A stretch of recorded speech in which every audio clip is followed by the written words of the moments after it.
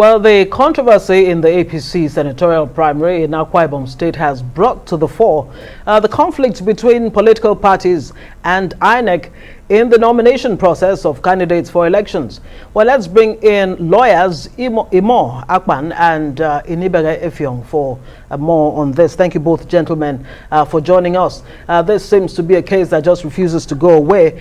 Let me start with you, Inibehe Effiong. The fundamental question as to the validity of primaries, what exactly constitutes valid primaries? Let's lay that foundation, then we can continue discussion. Good evening, and thank you for having me. Under the new Electoral Act 2022, specifically Section 84, a political party wishing to nominate candidate for election must produce that candidate through one of three methods: direct primary 1, indirect primary 2, or consensus. In the case of indirect primaries, the Electoral Act is clear. Subsection 8 of Section 84 and of course subsections. The political party must hold a special congress whereby the delegates, who also have to be elected through a democratic means, will now vote for the aspirants. The person who emerges by a majority of lawful votes will now be deemed to be the candidate of the party. In other words, a political party cannot produce a candidate except that candidate emerges, in the case of indirect primary, through that special congress that INEC has to monitor. And political parties are required to give 21 days notice to INEC where they intend to nominate candidates. Now, the question as to who is the candidate of a political party, the Supreme Court has said repeatedly in plethora of cases that is internal affairs of the party. It is for the party to determine. The way dispute arises, or otherwise of a primary, the participants of that exercise, I mean the aspirants, are aggrieved, or any of them is aggrieved, they must go to court to seek redress. But then there's a provision under the new Electoral Act, subsection 13, if I'm not mistaken, that says that a political party that does not comply with the preconditions for a valid primary, that primary, that exercise shall be deemed invalid. It shall be invalid. The question is, who determines invalidity? Is it INEC that determines invalidity or otherwise? Or is it a matter that is within the exclusive preserve of the court by virtue of Section 6 of the Constitution, which has vested the judicial powers of the Federation in the courts listed under the Constitution? Right. And let me also remind us that under Section 285 of the Constitution, this point is important. Under Section 285, there is a constitutional recognition of what is known as pre-election matters relating to nomination of candidates, which has to be filed within 40 days. In other words, under the Electoral Act and the Constitution, where a person is aggrieved following the primaries or the name submitted to INEC, it is for an aspirant to take part in that exercise to go to court to ventilate it. So while INEC is an umpire, while INEC has the power to monitor primaries, once a dispute has arrived as to validity of candidacy or validity of a primary, it is for INEC, it is for the persons who are aggrieved to approach the court for a resolution. Great. All right. So we've laid that foundation, but let me hear Mr. Imoh Akpan's response to that question. What is a valid primary? He answered that. Do you agree with him? And then there was a follow-up to something he had said. Who determines a valid candidate? Mr. Imoh Akpan. Well, I agree totally with what my learned friend Inibehe Effiong has said. The position he has stated is wholly in sync with the spirit and wordings of the Electoral Act 2022. When you talk about primaries of political parties, validity of the primaries, you're talking about the emergence of candidates in a process that is democratic. Like he has listed, as provided for in the Electoral Act, they are either, that could take either the form of direct primaries or indirect or even consensus. You know, where the Electoral Act now insists that even where you have situations where candidates have to emerge through consensus, there has to be some kind of written format, you know. So now the question is, supposing there is, or there are primaries of political parties that are said not to be in compliance with the Act in terms of the process and procedures, is INEC imbued with powers to unilaterally take decisions to exclude candidates of political parties as submitted to it? My answer to that is simply no, because INEC is not a judicial body. INEC cannot exercise judicial powers or judicial functions. INEC is not even a quasi-judicial organ. So therefore, INEC cannot begin to exercise or take upon itself powers of determining which candidate as submitted by a political party was validly elected. It is only aspirants who participated, it must be somebody who participated in that process that can raise questions, who are aggrieved, that can complain. And the only way to ventilate that grievance is to approach the courts. That is only where you expect INEC, if there were records, for instance, because where INEC monitors or observes, it is expected to develop records and store in an archival system. Yes, INEC can present that so that the court can take a decision one way or the other. But INEC cannot on its own take a decision to say, well, a certain political party has candidates that are ineligible, or certain political party has candidates that have been disqualified unilaterally by INEC. INEC does not have such powers, and I'm sure that the Electoral Act did not intend. Inibehe mentioned some prerequisites that political parties need to meet, including notifying INEC ahead of time, 21 days and INEC monitoring. So in that instance where INEC does not monitor, are you still saying, you know, it does not behoove on INEC to reject such a list that emerges from such process that was not monitored by them? Is that what the law says? The powers of INEC cannot be inferred. You cannot read into the Act what is not expressly stated in the Act.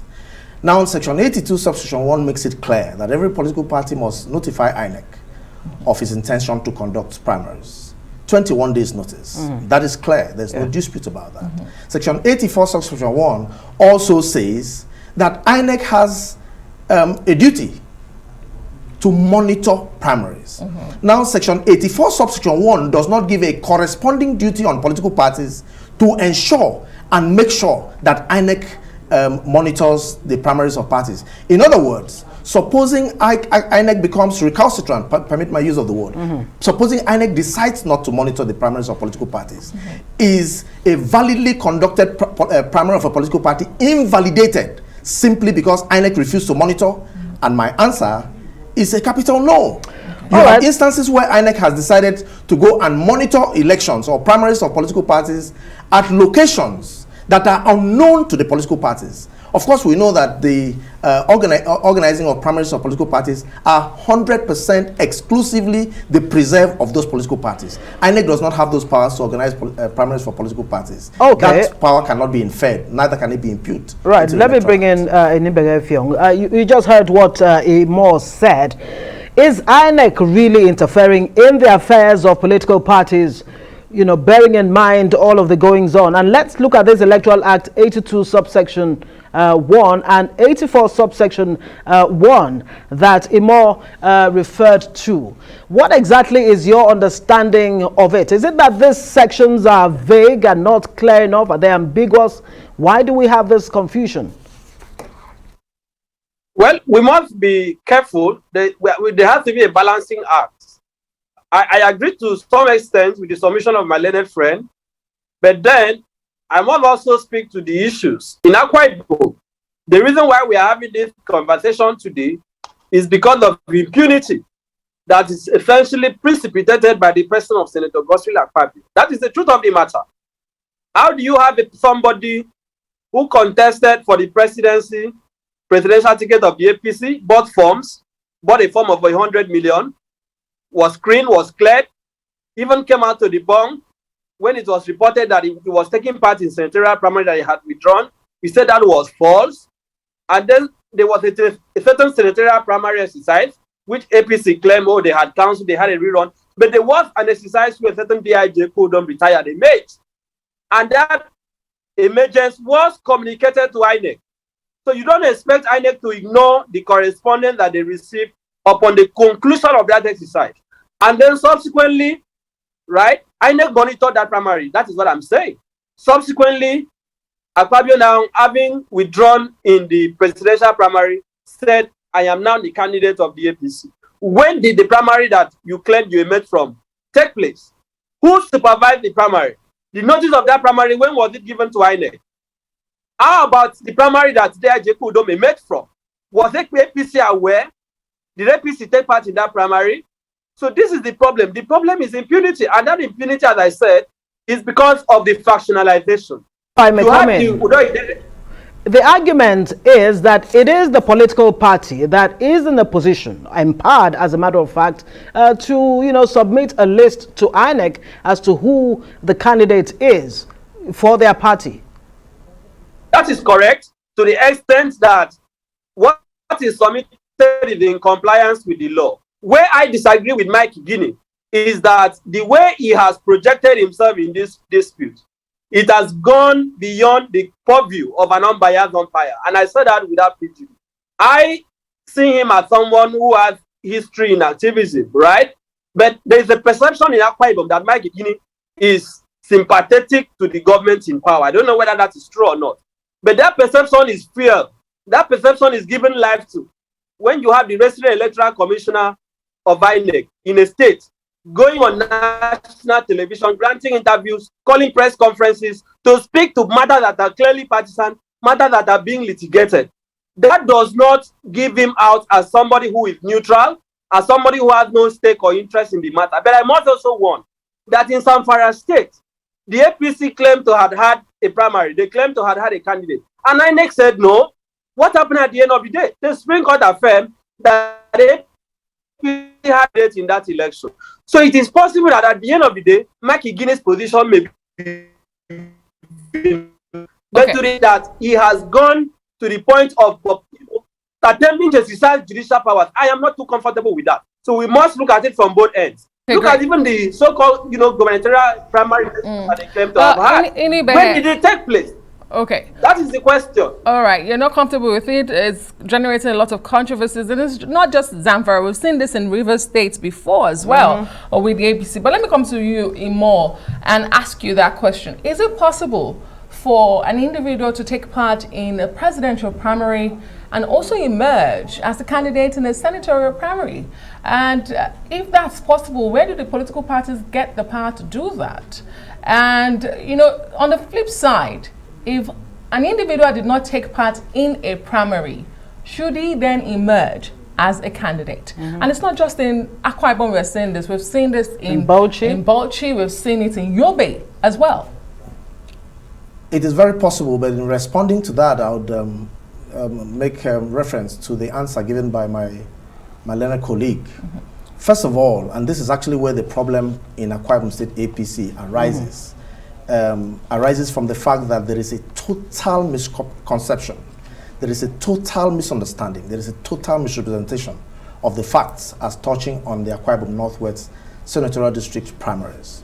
First of all, Akwa Ibom Northwest Senatorial District primaries took place on the 28th of May, 2022. Which of the primaries? We heard there were two primaries.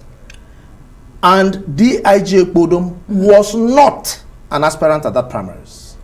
DIJ Udom and Mr. Mike Guinea Derek claimed he contested a primary on the 27th of May. Right. There was no senatorial primary in Nigeria on the 27th of May. In fact, the panel set up by the National Working Committee nationwide for senatorial primaries in Nigeria was constituted on the 28th of May.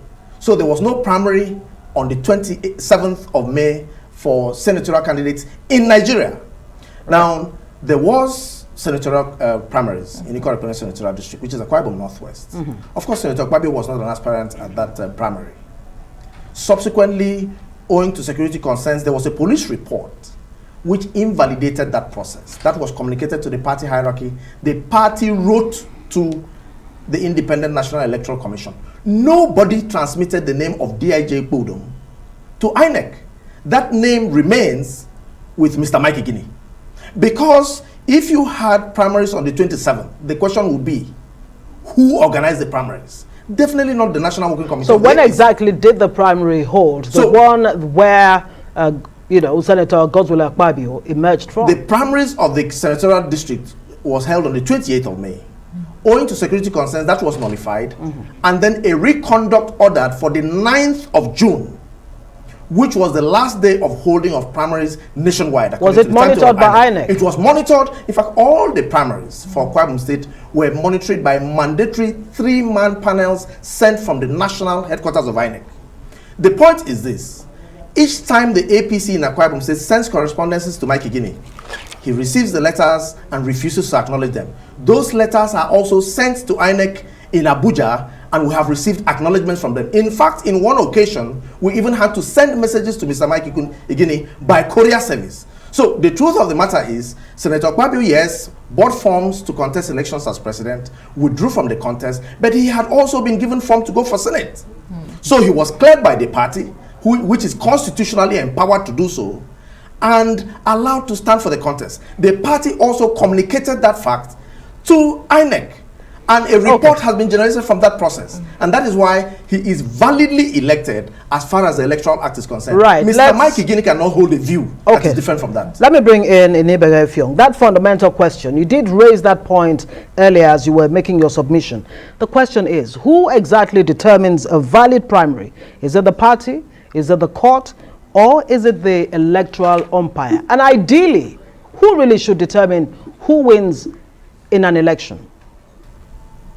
Well, the Supreme Court has made it clear in the case of INEC and PDP, 2012, and several other of the Supreme Court, that it is the national organ of the party that have the legal rights to nominate candidates and submit their names to INEC.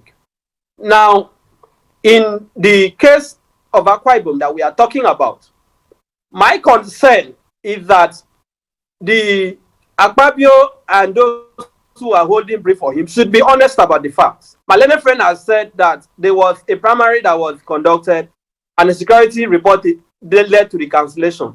What he has not told us, which I want him to tell us, is who emerged, before we go to the question of cancellation, who emerged in the primary that led to the security report. Because you have said there was an exercise, subsequently the exercise was cancelled, and because of a purported security report, we've not told what the content of the security report is. My assessment as somebody who is close to the state and knows what is happening is that what we saw in Akwa Ibom is the same impunity that we have seen in Yobe, where Machina emerged as the senatorial candidate of his party. Lawan lost the presidential primary and the ticket was taken from him. But in the case of Akwa Ibom, they are trying to be smart by half by saying that, oh, the exercise has been cancelled, there was a purported security report, which is where the aspirant that is aggrieved should approach the court. Which is where I have reservations about INEC, about the state rec. Since their APC is saying that this is their candidate, it is for the person who said, I am the candidate, or I was the one who won the legitimate primary, to go to court. I do not think it is for INEC to step into the shoes of the court and begin to make judicial determination. But I must also remind us that as of today, even the question of the delegates, because my learned friend should also tell us, the delegates who voted for Akpabio, in which Congress were they elected?